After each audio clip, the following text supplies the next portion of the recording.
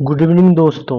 आज है 19 अक्टूबर और आज का हम लोग करंट अफेयर्स देखेंगे। सबसे पहले हम लोग देखेंगे एडिटेरिया का प्रैक्टिस सेट 10वां नंबर का, उसके बाद डेली करंट अफेयर्स जो है देखेंगे। कल के वीडियो में आधा ही वीडियो जो 20 मिनट का ही जो है हम कवर कर पाए थे कुछ टेक्निकल फॉल्ट के कारण। चलिए 10वां सेट जो है हम लोग स्टार्ट करते हैं। 10वां सेट का पहला प्रश्न है कि वर्ष 2023 का 58वां ज्ञानपीठ पुरस्कार से किसे सम्मानित नहीं किया गया है। तो इसका आंसर हो जाएगा ए, केवल एक समीर चौधरी को जो है नहीं किया गया। तो किसको किया गया है? रामभद्राचार्य और गुलजार, इन दोनों को जो है ज्ञानपीठ पुरस्कार दिया गया है। और आपको यहाँ बता दें कि ज्ञानपीठ पुरस्कार के अंतर्गत जो है 11 लाख रुपये प्रदान किए जाते हैं और ये 1966 या 1965-66 से जो है इसको प्रारंभ किया गया था। अगला प्रश्न देखते हैं कोप 28 के संदर्भ में निम्नलिखित कथनों पर विचार करें और कौन सा कथन सत्य है इसको जो है चुनने के लिए कहा जा रहा है। तो आप देखेंगे इसका पहला है कोप 28 का सम्मेलन दुबई संयुक्त अरब अमीरात में हुआ, जिसमें 157 देशों के 97 देशों के प्रतिनिधियों ने भाग लिया था। तो ये क्या है? सही है। इस सम्मेलन में वैश्विक परमाणु ऊर्जा क्षमता को 2050 तक 3 गुना करने का जो है लक्ष्य रखा गया, इसकी घोषणा की गई। तो ये भी सही है। इस तरह जो है इसका आंसर हो जाएगा 1 और 2 दोनों। तीसरा प्रश्न देखते हैं अंतर्राष्ट्रीय सौर गठबंधन के संदर्भ में निम्नलिखित कथनों पर विचार करें और इसमें से आपको सही कथन कौन सा है, सत्य कथन को पहचानना है। पहला है भारत और फ्रांस ने अंतर्राष्ट्रीय सौर गठबंधन की आधिकारिक घोषणा 30 नवंबर 2015 को पेरिस में की थी। ये सही है। उसके बाद अगला है कि अंतर्राष्ट्रीय सौर गठबंधन का लक्ष्य 2050 तक 1000 गीगावाट सौर क्षमता तैनात करना है। तो ये आपको गलत है। फिर अगला है कि इसका मुख्यालय नोएडा में है तथा अजय सूद महानिदेशक हैं। इसका ये भी गलत है। इसका मुख्यालय जो है कहाँ है? गुरुग्राम में है, जो कि हरियाणा में पड़ता है। अगला है कि माल्टा अंतर्राष्ट्रीय सौर गठबंधन में शामिल होने वाले 119वां देश बन गया है। तो ये सही है और कह रहा है सही कथन को चुनने के लिए। तो 1 और 2 जो है इसका सही है और आंसर हो जाएगा 1 और 4।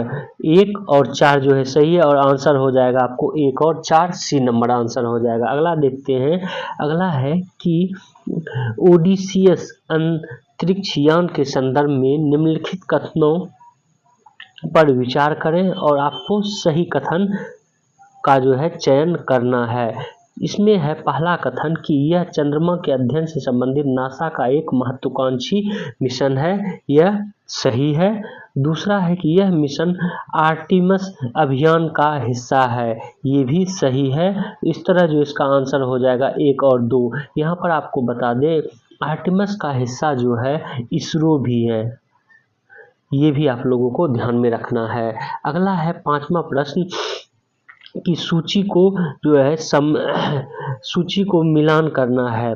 इसमें है सांग्री-ला डायलॉग, उसके बाद म्यूनिख सुरक्षा सम्मेलन और रायसीना डायलॉग कहाँ कहाँ हुआ है। तो आपको पता होगा कि रायसीना डायलॉग जो है ये कहाँ होता है? भारत में रायसीना डायलॉग होता है। उसके बाद सांगरी डायलॉग की बात करें तो सांगरी डायलॉग जो है ये सिंगापुर में होता है और म्यूनिख सुरक्षा सम्मेलन म्यूनिख जर्मनी में है। तो जर्मनी में इस तरह से आप जो है कर लेंगे और इसका आंसर हो जाएगा डी। और यहाँ ये भी आपको बता दें कि रायसीना हिल्स जो है, जो कि राष्ट्रपति भवन है, वो रायसीना हिल्स पर है। तो इसलिए यहाँ जो है रायसीना डायलॉग्स बोला जाता है। म्यूनिख जो है ये जर्मनी में है, तो म्यूनिख सुरक्षा सम्मेलन बोला जाता है। अगला देखते हैं छठा करंट अफेयर्स। छठा है कि अंतर्राष्ट्रीय बौद्धिक संपदा सूचकांक के संबंध में निम्नलिखित कथनों पर विचार कीजिए और जो है उपयुक्त में से कौन सा सही नहीं है उसको चुनने के लिए जो है बोला जा रहा है। तो अंतर्राष्ट्रीय बौद्धिक संपदा में पहला कथन है यह यूएस चैम्बर ऑफ कॉमर्स द्वारा जारी किया जाता है, ये सही है। इस सूचकांक में शीर्ष रैंकिंग वाले देश यूएसए, यूके और फ्रांस है, ये भी सही है। अंतर्राष्ट्रीय बौद्धिक संपदा सूचकांक में, इस सूचकांक में भारत की रैंकिंग 42वीं है, ये गलत है। तो इसका आंसर हो जाएगा सी नंबर तीसरा। और 41वां नहीं, एक्चुअल में 42वां जो है इसका रैंकिंग है भारत का। अगला देखते हैं, लोकपाल की स्थापना के संदर्भ में कथन पर विचार करें और उपयुक्त कथनों में से कौन सा कथन सही है उसके बारे में पूछा जा रहा है। पहला है कथन, लोकपाल की स्थापना लोकायुक्त अधिनियम 2013 के तहत की गई थी, ये सही है। उसके बाद है, लोकपाल में एक अध्यक्ष और 7 सदस्य होते हैं, जिनमें से 50% न्यायिक सदस्य होते हैं, ये स्टेटमेंट गलत है, क्योंकि लोकपाल में एक अध्यक्ष और 8 जो है सदस्य होते हैं। और उसके बाद जिसमें 50 सदस्य न्यायिक होते हैं, ये सही है। डेट मीन्स कि 8 जो सदस्य होते हैं, 4 सदस्य न्यायिक होते हैं और 4 जो है गैर न्यायिक होते हैं। तो 2 नंबर जो है गलत हो जाएगा, 7 की जगह 8 होना चाहिए।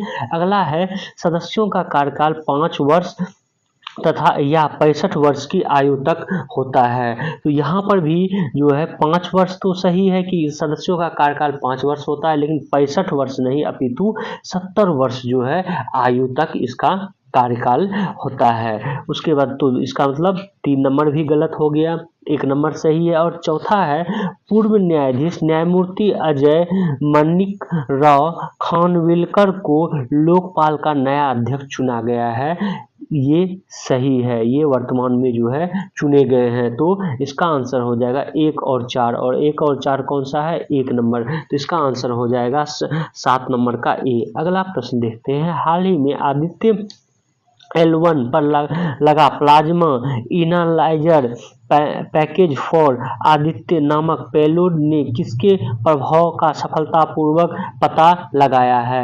इसने कोरोनल मास इंजेक्शन का जो है प्रभाव का पता लगाया है आदित्य L1 मिशन, जो कि सूर्य के अध्ययन के लिए भेजा गया था L1 जगह पर।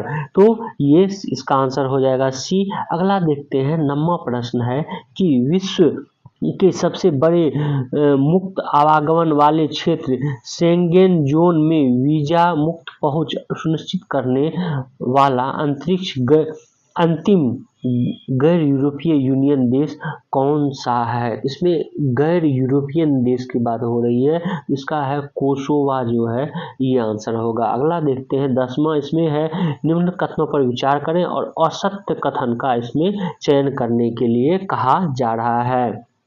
और ये है कि स्वयं योजना की शुरुआत ओडिशा सरकार द्वारा की गई है, ये सही है, स्वयं योजना ओडिशा सरकार। अगला है, सुचेता, कहीं कहीं आपको सुचिता भी लिखा दिखा पड़ेगा, तो सुचेता या सुचेता।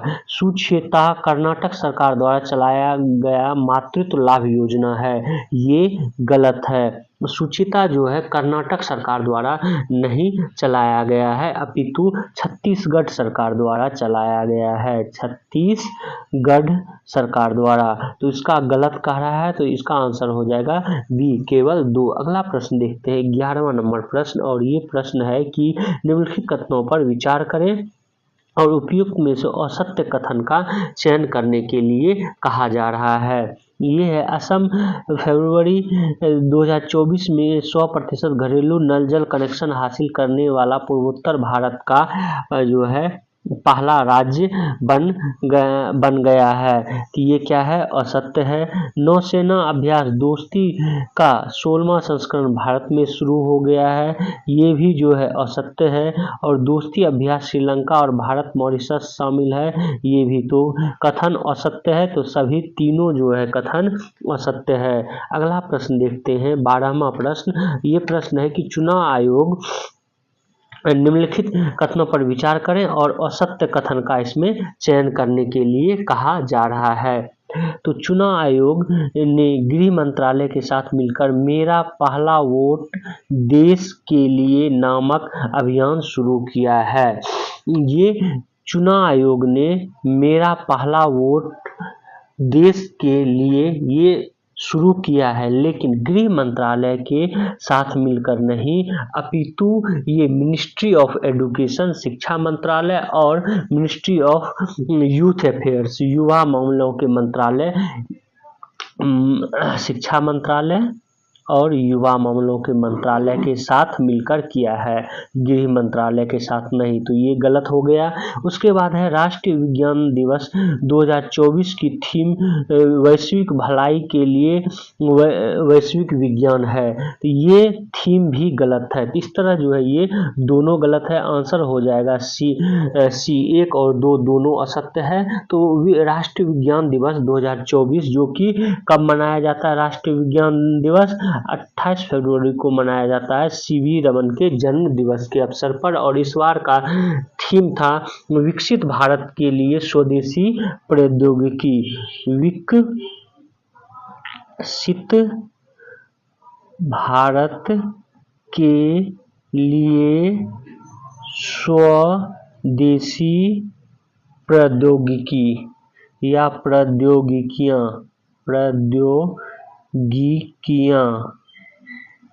ये जो है इसकी थीम थी। तो आपको ये 28 फरवरी भी याद रखना है कि सीवी रमन जो है, जिनको कि नोबेल पुरस्कार भी फिजिक्स के क्षेत्र में मिला था, तो इनके जो है दिया जाता है 28 फरवरी को राष्ट्रीय विज्ञान दिवस मनाया जाता है। अगला प्रश्न देखते हैं 13वां, समाचार पत्रों में देखे जाने वाले शब्दों के संबंध में निम्नलिखित कथनों पर विचार कीजिए, और ये है पहला, सिटीजन कॉर्नर जल जीवन मिशन की एक पहल है, और दूसरा है कि जूस जैकिंग का संबंध आर्टिफिशियल इंटेलिजेंसी से है। तो सिटीजन कॉर्नर जल जीवन मिशन की एक पहल है, ये सही है, और कह रहा है क्या, सत्य कथन पहचानने के लिए, तो इसका आंसर हो जाएगा एक, केवल एक सत्य है। जूस जैकिंग का संबंध आर्टिफिशियल इंटेलिजेंसी से है, ये गलत है। जूस जैकिंग का संबंध जो है ये साइबर अटैक से है, किससे है, साइबर अटैक से है, ये याद रखेंगे, ये पूछा जा सकता है। अगला प्रश्न है 14वां, ये बहुत ज़्यादा इंपॉर्टेंट नहीं है, इसको छोड़ देते हैं। 15वां प्रश्न देखते हैं। 15वां प्रश्न है कि निम्नलिखित कथनों पर विचार करें और सत्य कथन का चयन करें। पहला कथन है गगनयान मिशन में केवल मानव युक्त मिशन शामिल है, ये कथन जो है गलत है। केवल मानव मिशन जो है इसमें शामिल नहीं है, अपितु गगनयान मिशन में जो है पहले ऐसी संभावना है कि रोबोट को भेजा जाएगा अंतरिक्ष में, और उसके बाद जो है फिर मानव जाएगा, और उससे भी पहले खाली जो है सैटेलाइट ये भेजा जाएगा मॉड्यूल, और वो मॉड्यूल को फिर जो है वापस लाया जाएगा, फिर रोबोट भेजा जाएगा, फिर अंत में जो है मानव भेजा जाएगा। तो केवल मानव युक्त मिशन है, ये गलत है। अगला है गगनयान के सभी मिशनों के लिए इसरो अपने LVM-3 रॉकेट उपयोग करेगा, ये सही है, तो केवल 2 सही है, बी आंसर इसका हो जाएगा। अगला प्रश्न देखते हैं 16वां, ये है निम्नलिखित कथनों पर विचार करें। देश का सबसे ऊंचा स्काई डेक का निर्माण बेंगलुरु में किया जा रहा है, ये सही है।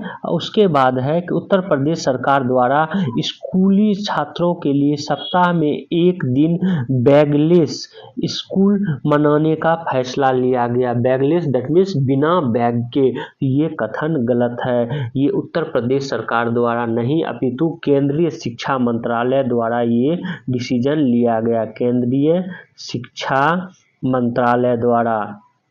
तो इसका आंसर हो जाएगा केवल एक जो है सही है। अगला देखते हैं 17वां को प्रश्न है निम्नलिखित कथनों पर विचार करें और असत्य कथन का चयन करने के लिए कहा जा रहा है। तो पहला कथन है सर्वाधिक तेंदुए की आबादी वाला tiger reserve Sariska tiger reserve है, ये कथन क्या है, गलत है। सरिस्का टाइगर रिजर्व नहीं अपितु पन्ना टाइगर रिजर्व है। और आप ये भी जान लें कि सबसे ज़्यादा तेंदुआ जो है ये पाया जाता है एमपी में, मध्य प्रदेश में। दूसरे स्थान पर तेंदुए में कौन सा है? महाराष्ट्र है, क्योंकि हाल ही में तेंदुए की गणना हुई है, तो हो संभावना है कि इस तरह के प्रश्न पूछ लिया जाए। तो इसका आंसर आपको हो जाएगा। और सत्य कथन कह रहा है तो 1 और 2 दोनों जो है असत्य है, दूसरा भी असत्य है। अगला प्रश्न देखते हैं, ये है निम्नलिखित कथनों पर विचार करें। और ये लेबनान के न्यायाधीश नवाफ सलाम को अंतर्राष्ट्रीय न्यायालय के नए अध्यक्ष के रूप में जो है चयन किया गया है। और दूसरा है कि ग्रीस समलैंगिक विवाह को वैध बनाने वाला पहला बहुसंख्यक रूढ़िवादी ईसाई देश बन गया है। ये दोनों सही है, तो 1 और 2 दोनों सही है। ये जो अंतर्राष्ट्रीय न्यायालय के अध्यक्ष जो है कौन नए चुने गए हैं? नवाफ सलाम। ये जरूर आप लोग याद रखेंगे। अगला प्रश्न है 19वां कि निम्नलिखित कथनों पर विचार करें। गुवाहाटी में खेलो इंडिया यूनिवर्सिटी गेम्स 2023 का समापन हुआ है। उसके बाद है दूसरा कथन, चंडीगढ़ यूनिवर्सिटी 71 पदक के साथ समग्र रूप से जो है शीर्ष पर रहा है। इसमें जो है कह क्या रहा है? विचार करने के लिए किस पे? सत्य कथन पे जो है विचार करने के लिए कह रहा है, और दोनों जो है कथन सत्य है। आंसर हो जाएगा कौन सा? सी। अगला है प्रश्न 20वां, फरवरी 2024 में प्रधान वैज्ञानिक सलाहकार प्रोफेसर अजय कुमार सूद द्वारा कहाँ महिलाओं के लिए विज्ञान एक प्रौद्योगिकी और नवाचार पोर्टल लॉन्च किया गया है? ये नई दिल्ली में किया गया है। अगला है ईपीएफओ द्वारा कर्मचारी भविष्य निधि जमा पर ब्याज दर वर्ष 2023-24 के लिए बढ़ाकर कितना प्रतिशत कर दिया गया है? इसका आंसर हो जाएगा 8.25%। अगला है किस देश में बहुराष्ट्रीय सैन्य अभ्यास शांति प्रयास 4 का आयोजन किया जा रहा है? तो शांति प्रयास 4 का आयोजन किया जा रहा है नेपाल में। अगला है कि IEEE केरल अनुभाग ने निम्नलिखित में से किस वर्ष 2024 के लिए KPP नाबियार पुरस्कार से सम्मानित किया गया है? तो ये S सोमनाथ को जो है ये पुरस्कार दिया गया है। अगला है नेल्सन मंडेला पुरस्कार 2024 के संबंध में कौन सा कथन सत्य है? सत्य कथन के लिए जो है चयन करना है। तो ये है पहला कि national institute of mental health and neuro sciences NIMHANS Bengaluru को 2024 के लिए यह पुरस्कार दिया गया है, यह सत्य है। उसके बाद है यह पुरस्कार संयुक्त रूप से बोत्सवाना के प्रोफेसर बोंटले मोम्बोगेवे एवं निमहांस को दिया गया है, ये भी सत्य है। निमहांस को मानसिक स्वास्थ्य और कल्याण को बढ़ावा देने के लिए WHO द्वारा यह पुरस्कार दिया गया है, ये भी सत्य है। तो उपयुक्त में से सभी सत्य हैं।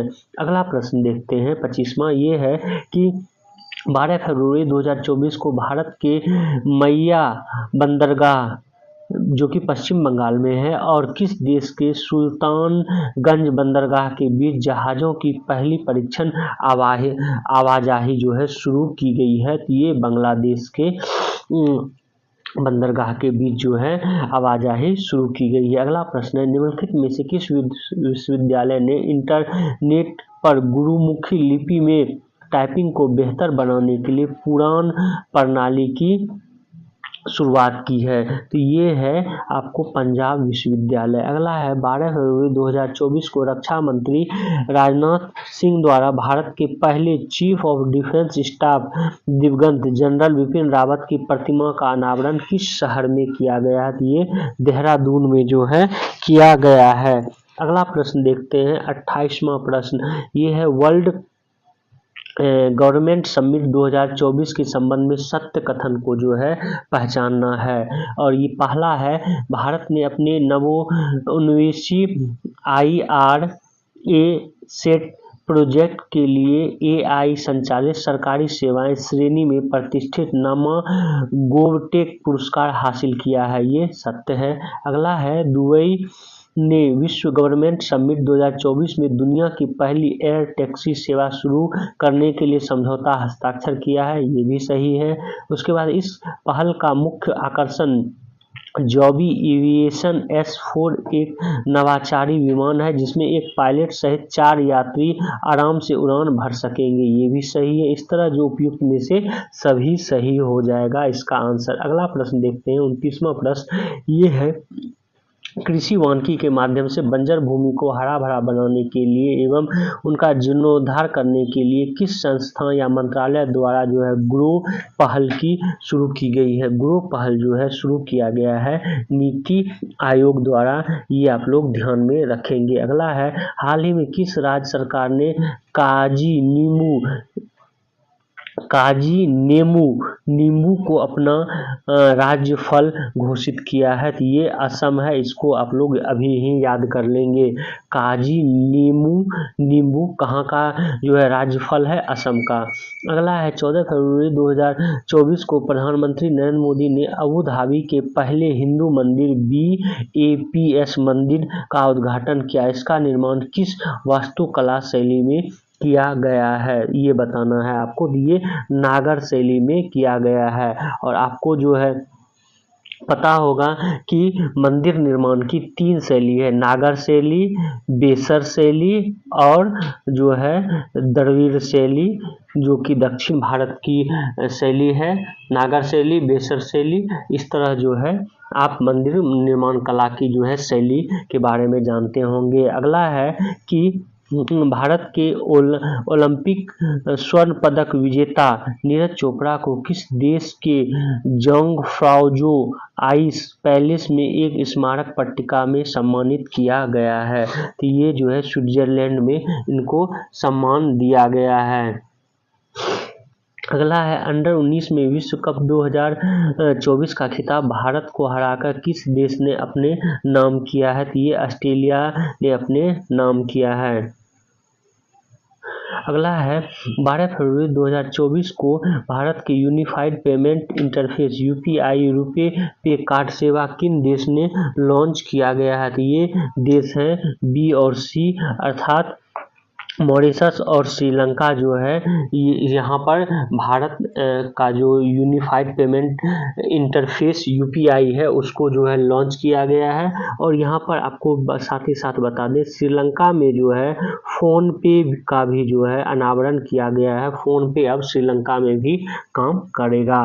अगला है, सेफ महिला अंडर 19 चैंपियनशिप 2024 का खिताब किस देश के द्वारा जो है जीता है। तो A और B, भारत और बांग्लादेश जो है ये संयुक्त रूप से है। अगला है, भारत का पहला हाइपर वेलोसिटी विस्तार सुरंग प्रशिक्षण सुविधा निम्नलिखित में से किस संस्थान द्वारा विकसित किया गया है। ये है IIT कानपुर द्वारा।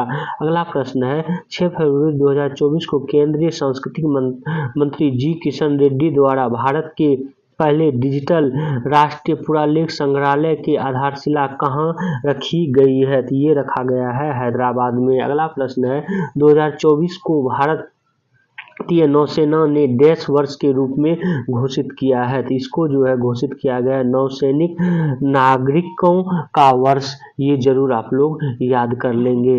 अगला प्रश्न है कि फरवरी 2024 में किस देश में एकीकृत भुगतान प्रणाली UPI का औपचारिक शुरुआत किया गया है। तो औपचारिक शुरुआत फ्रांस में किया गया है।